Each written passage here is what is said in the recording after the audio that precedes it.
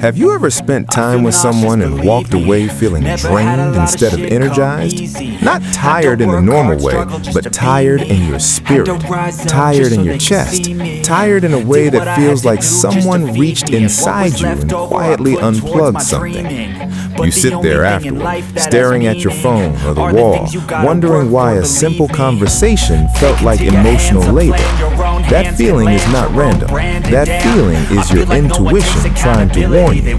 Most people ignore it because they want to be kind, they want to be patient, they want to be supportive, they want to be the person others can rely on. But there is a difference between being a supportive friend and being an emotional battery that someone else drains to keep themselves running. There is a difference between a relationship built on connection and a relationship built on extraction. And the truth is, many people do not realize they are being used until the signs become impossible to ignore. The signs start small, they start subtle, they start with moments you brush off because you do not want to assume the worst. But over time, these moments add up, they form a pattern, they reveal a truth you can no longer deny. The first sign is the listening imbalance. Everyone knows someone who talks a lot, and that alone is not a problem. Some people are naturally expressive. Some people process their emotions out loud. Some people simply enjoy storytelling. But a user treats every conversation like a therapy session, where you are the unpaid therapist. They unload their stress, their drama, their frustrations, and their problems onto you. They expect you to listen, support, and comfort them. They expect you to absorb their emotions like a sponge. But when you try to talk about your life, something shifts, something changes, something becomes painfully obvious. They give you a short, generic response like, "That's crazy," or "Wow, that sucks," and then immediately pivot back to themselves, or they glaze over. You can see their attention leave the moment your story begins. Their eyes drift, their posture changes, their energy drops, their interest disappears until the topic returns to them.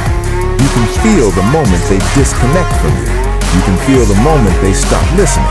You can feel the moment they mentally walk away. If someone is only present when the conversation is about them, they are not there for you. They are there for an audience. They want attention, not connection.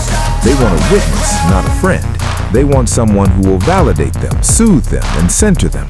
They do not want a relationship. They want a stage. The second sign is the crisis vampire. This person only reaches out when something is wrong. They rely on what psychologists call the favor economy. They know you're a good person, so they weaponize your empathy. They know you care, so they use your caring nature as a tool. They need a ride, they need money, they need emotional support, they need you to fix something, solve something, or rescue them from something. Their messages always carry urgency. Their calls always come with panic. Their presence in your life is tied directly to their problems. But pay attention to the calm moments. When their life is stable, do they reach out just to talk? Do they invite you to spend time together? Do they check in without needing something from you? Do they show up when they do not need help? Usually, the answer is no. If you only hear from someone during their storms, you are not their friend. You are their umbrella. And once the rain stops, the umbrella gets tossed aside until the next emergency. The crisis vampire does not value you. They value your usefulness. They value your reliability. They value your willingness to help. They value the comfort you provide. But they do not value you as a person. They value you as a resource. And resources are only appreciated when they're needed.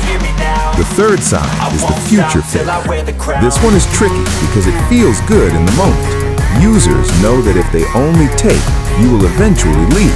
So they sprinkle in just enough hope to keep you around. They make promises about the future to balance out the neglect in the present. They talk about trips you will take together, plans you will make, favors they will return, and support they will give. They promise to pay you back. They promise to show up.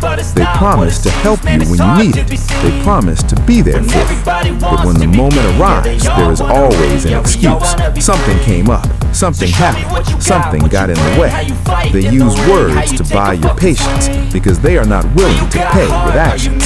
They give you just enough hope to keep you invested. They give you just enough reassurance to keep you waiting. They give you just enough promises to keep you believing, but the promises never materialize. The plans never happen. The support never comes. The future faker is dangerous because they create emotional debt. They make you feel like something good is coming. They make you feel like the relationship will eventually balance out. They make you feel like your patience will be rewarded, but the reward never arrives. The balance never shifts. The relationship never becomes equal. You remain the giver. They remain the taker. The fourth sign is the scorekeeper. This is subtle manipulation. In healthy relationships, people help each other because they care. There is no scoreboard, there is no tally, there is no debt. But in a using relationship, everything becomes a transaction. If they do one small thing for you, they will bring it up repeatedly. They will remind you of the coffee they bought you, the ride they gave you, or the tiny favor they did. They use one act of kindness as leverage to demand endless acts of sacrifice from you. They keep score in a way that always benefits them. They exaggerate their contributions and minimize yours. They act as if you owe them something, even when you have done far more for them than they have ever done for you. If you feel like you are constantly in debt to someone, despite doing far more for them than they do for you, that is not friendship. That is manipulation. The scorekeeper uses guilt as currency. They use obligation as control. They use your kindness as leverage. They twist generosity into a weapon. They make you feel like you are failing them, even when they are failing you. The final sign is the boundary test. This is the ultimate truth detector. If you are unsure about someone's intentions, this will reveal everything. The only way to expose a user is to stop being useful. The next time they ask for a favor or demand your time, politely say no. Say you were tired. Say you were busy. Say you can't help today. Say you need rest. Say you need space. Say you need to take care of yourself. A real friend will understand. A real friend will respect your limits. A real friend will tell you to rest. A real friend will support your boundaries. A real friend will care about your well-being. A real friend will not punish you for taking care of yourself.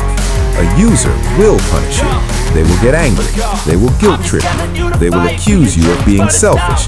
They will give you the silent treatment. They will act as if you have betrayed them. They will act as if you owe them something. They will act as if your boundary is an attack.